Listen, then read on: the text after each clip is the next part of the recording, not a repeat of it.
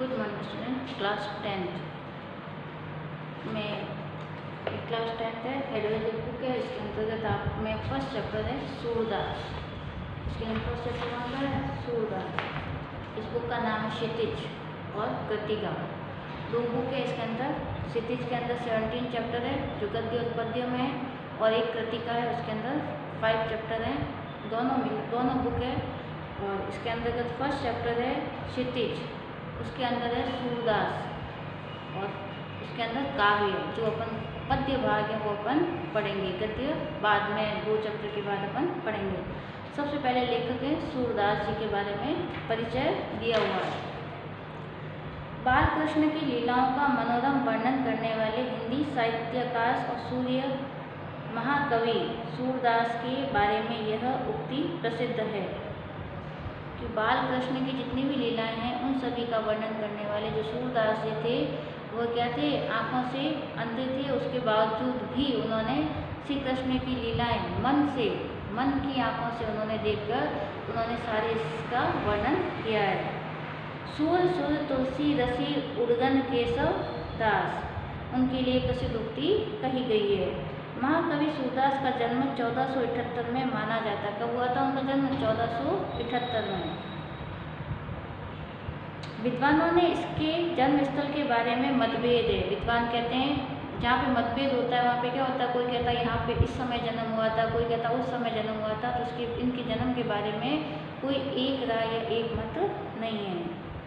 एक मान्यता के अनुसार इनका जन्म आगरा मथुरा मार्ग पर रुंतका रेणुका क्षेत्र में हुआ था। कुछ विद्वान इनका जन्म स्थल दिल्ली के पास सीही में मानते हैं। कुछ तो लोग कहाँ मानते हैं? आगरा मथुरा मार्ग पर रुनकता नामक स्थान पर मानते हैं। और कुछ लोग क्या मानते हैं? इनका जन्म स्थल दिल्ली के आसपास मानते हैं। उनका देहावसान 1583 में पाठसोली में हुआ। उनकी मृत्यु कहाँ हुई? 1583 में पाठसोली नामक स्थान पर हुई। महाप्रभु वल्लभाचार्य के अष्टछाप कवियों में सूरदास सर्वाधिक ख्याति प्राप्त कवि थे। महाप्रभु वल्लभाचार्य ने जिन 8 कवियों को बहुत ही महत्व दिया था उनमें से एक ये भी थे। ये मथुरा के गौ घाट पर रहकर श्रीनाथ के मंदिर में भजन कीर्तन करते थे। इनकी रचनाएं कौन कौन सी? माना जाता है कि सूरदास ने 1.25 लाख पदों की रचना की। कितने लाख? 1.25 लाख पदों की रचना की, जिसमें 7000 पद ही प्राप्त हुए हैं। इतने सारे लिखे परंतु 7000 ही हम प्राप्त कर चुके हैं। सूरसागर साहित्य लहरी तथा सूरसारावली आपकी प्रमुख रचनाएं हैं, जिसमें सूरसागर सर्वाधिक प्रसिद्ध है। एक तो सूरसागर और एक साहित्य लहरी और सूररत्नावली सूरसारावली, इन सब में कौन सा है? सूरसागर सबसे प्रसिद्ध है, सबसे ख्याति प्राप्त, उसकी कीर्ति फैली हुई है। भाषा शैली, कृष्ण से क्या करते थे? प्रेम करते थे। तो जहाँ प्रेम करेंगे वहाँ पे क्या हो जाएगा? किसी का श्रृंगार है। वात्सल्य का मतलब भी प्रेम। जब माँ अपने बच्चे से प्रेम करती है तो कौन सा होता है? वात्सल्य प्रेम होता है। वात्सल्य, श्रृंगार और भक्ति के श्रेष्ठ कवि माने जाते हैं। श्रृंगार का मतलब होता है कृष्ण क्या पहनते हैं, क्या उनके हाथ में होनी चाहिए, कैसा होना चाहिए। उनके मन से उन्होंने उनका श्रृंगार किया, उसी रूप को उन्होंने अपने काव्य में वर्णन किया है। इनकी कविता में ब्रज भाषा का परिष्कृत रूप दिखाई देता है। कौन सी भाषा है? ब्रज भाषा में उनकी शैली ब्रज भाषा में उन रूप दिखाई देता है। आपके पदों में रस अलंकारों की प्रचुरता है। रस और अलंकार, रस मतलब होता है आनंद। जैसे हास्य रस होता है तो उसमें हंसी मजाक होती है, और उसी प्रकार यहाँ पे क्रोध होता है तो गुस्से का भाव होता है। कभी अलग अलग जो रस होते हैं, जैसे अलग अलग भावों के साथ हम जो आनंद अनुभव करते हैं उनको बोलते हैं रस। अलंकार वही शब्द की आवृत्ति, वर्णों की आवृत्ति, उससे अलग अलग जो अलंकार है उसके अंदर है। मानव मन की सहज वृत्तियों का जैसा निरूपण सूर की कविता है। मानव के मन की जो प्रवृत्तियां हैं, जो हमारी सोच है, जो हमारे विचार हैं, उन सभी को जो उचित ढंग से निरूपण यानी व्यक्त किया गया है, लिखा गया है, वह सूरदास की कविताओं में मिलता है। वैसा कहीं अन्य दिखाई नहीं देता। तो सूरदास जी मन की आंखों से देखते थे कृष्ण का रूप, उन्होंने उसकी छवि देखी थी, उसी के अनुसार उन्होंने वर्णन किया है कि कृष्ण सर पे क्या पहनेंगे, हाथ पे क्या पहनेंगे, उनके वस्त्र कैसे होंगे, सब उन्होंने क्या करा है, अपने मन की आंखों के आधार पर उन्होंने उनका वर्णन किया है। तो इसमें प्रथम पद अपन पढ़ेंगे। इसके अंदर कृष्ण ने उद्धव को क्या किया था, अपना संदेशवाहक के रूप में भेजा था, और गोपियाँ वापस यहाँ पे उद्धव से कह रही हैं, वह कुछ उनको ज्ञान सिखाता है, परंतु गोपियाँ तो क्या होती है, श्री कृष्ण के प्रेम में लिप्त है, उनके प्रेम में बंधी हुई है, इसलिए वह उनके बारे में कुछ भी नहीं सुनना चाहती, सिर्फ वह प्रेम करते हैं। तो यह फर्स्ट पद में ये बताया गया कि गोपियों ने कहा कि यदि उद्धव ने कभी किसी से प्रेम किया होता तो वह गोपियों के विरह के कष्ट को अवश्य समझ पाते। जो पीड़ा गोपियाँ सहन कर रही है, जो गोपियाँ दुखी हैं कृष्ण के प्रेम में, अगर वह उद्धव ने उसको अनुभव किया होता तो वह भी क्या होती, वह उसकी पीड़ा को महसूस कर सकता है। एक दुखी व्यक्ति दूसरे व्यक्ति के दुख को क्या कर सकता है, अनुभव कर सकता है। तो यहाँ पर बताया गया है कि उद्धव तुम हो अति बड़भागी। उद्धव यानी उद्धव, तुम यानी तुम, हो यानी हो, अति बड़भागी, अत्यधिक भाग्यशाली। हे उद्धव, तुम बहुत भाग्यशाली हो कि संसार में आपने कभी किसी से प्रेम नहीं किया है, प्रेम के बंधन में नहीं पड़े हो, और इस संसार में रहकर आप किसी भी प्रकार का प्रेम का आपने अनुभव नहीं किया है, क्योंकि आप संसार में रहते हैं परंतु आपने किसी से प्रेम नहीं किया, प्रेम के बंधन में नहीं पड़े, प्रेम को अनुभव भी नहीं किया, तो आप हमारी पीड़ा को कैसे समझ सकते हैं। आप तो बहुत भाग्यशाली हैं।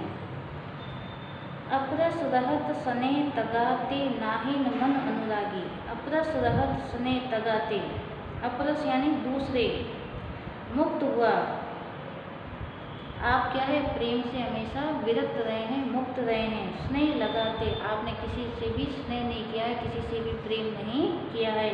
ना ही मन अनुरागी, और न ही किसी के प्रति प्रेम से मन अनुरागी, मन से आपने किसी से अनुराग किया है। मन से अनुराग का मतलब होता है प्रेम, ना तो आपने मन से किसी से प्रेम किया है, और प्रेम ही नहीं किया तो आपके पास प्रेम का अनुभव भी नहीं है, आप किसी के प्रेम में बंधन में भी नहीं बंधे हो, और आपने किसी के संसार में रहकर किसी से प्रेम नहीं किया है।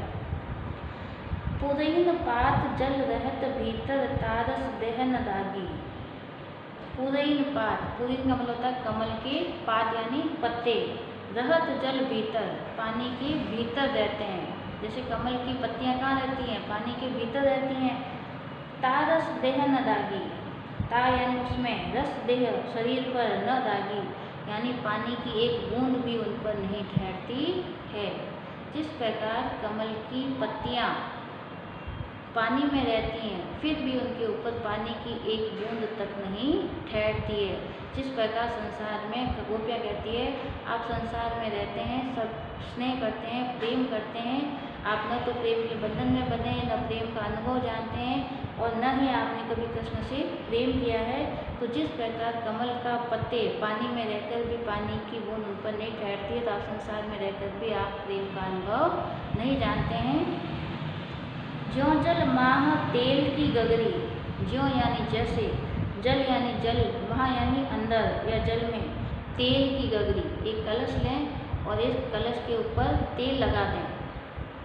एक कलश, एक मटकी वगैरह कोई भी जो पात्र होता है, उस पात्र या बर्तन को अगर तेल लगाकर अगर अपन पानी के अंदर उसको छोड़ देते हैं तो पानी की एक बूंद भी उसके ऊपर नहीं ठहरती है। बूंद न ताको लागी, ऐसा कलश जिस पर तेल लगा हुआ है और उसको अगर पानी में छोड़ देते हैं तो उस पर पानी की एक बूंद भी उस पर नहीं लगती है।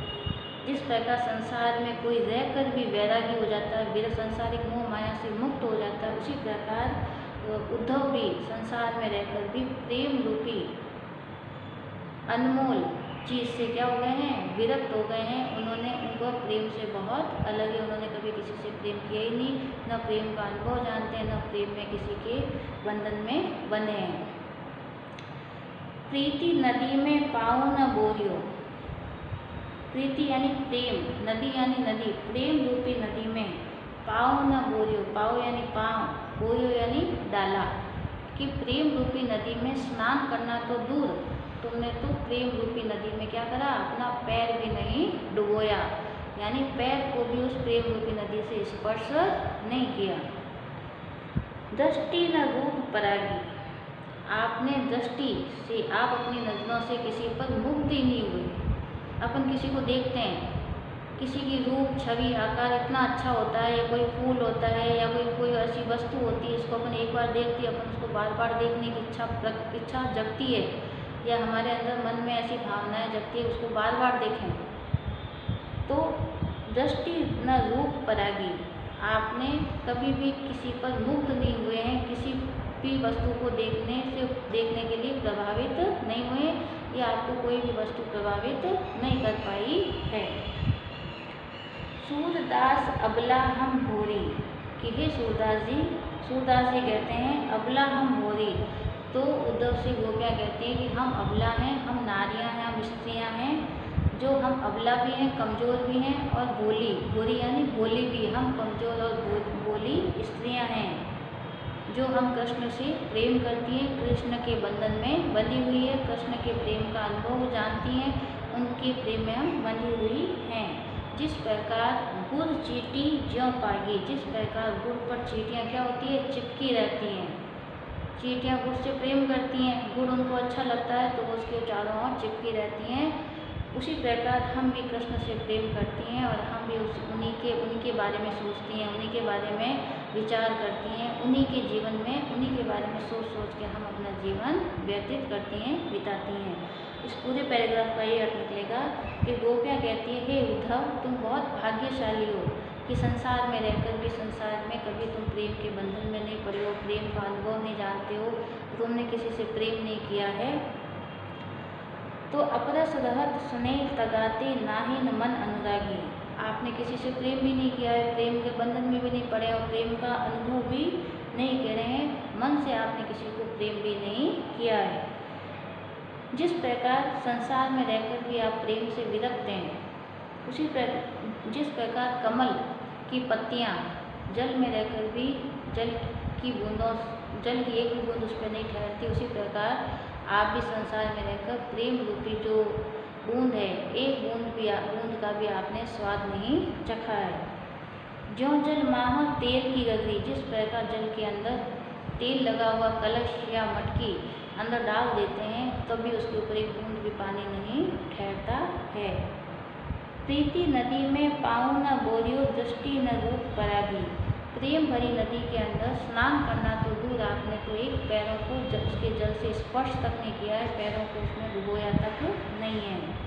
दृष्टि न रूप परागी, आप संसार में रहकर किसी भी प्रेम भरी वस्तु या प्रेम भरी दृष्टि आपको प्रभावित नहीं की है, आपने किसी वस्तु को प्रेम भरी दृष्टि से देखा ही नहीं है, और न ही आपको ऐसी प्रेम भरी वस्तु ने आपको प्रभावित किया है। सूरदास जी ने लिखा तो कहते हैं, गोपियाँ कहती है कि हम अबला और नारियां हैं जो हम सिर्फ कृष्ण के प्रेम बंधन में बंधी हुई हैं, और इसके अलावा हम कृष्ण के अलावा हमें कोई नज़र नहीं आता, हम सिर्फ उसके प्रेम में बंधी हुई। दिन रात सोते जागते उठते बैठते सब हम कृष्ण के बारे में ही सोचती हैं, उनके बारे में ही अपना जीवन जीती हैं। जिस प्रकार चींटियाँ गुड़ को छोड़कर नहीं रह सकती, गुड़ से दूर रह सकती हैं, चींटियाँ नहीं रह सकती, उसी प्रकार कृष्ण के से हम बिल्कुल भी दूर नहीं रह सकती हैं। अब आपको इसके अंतर्गत इसमें 2 प्रकार के 8 प्रश्न हैं। इसमें एक तो आएगा अर्थग्रहण संबंधी प्रश्न और एक सराहना संबंधी प्रश्न। ये आपको 8 प्रश्न हैं, आपको करने हैं। आज हम एक ही पैराग्राफ पढ़ेंगे, कल इसके बाद के 2 पैराग्राफ है जो अपन कल पढ़ेंगे।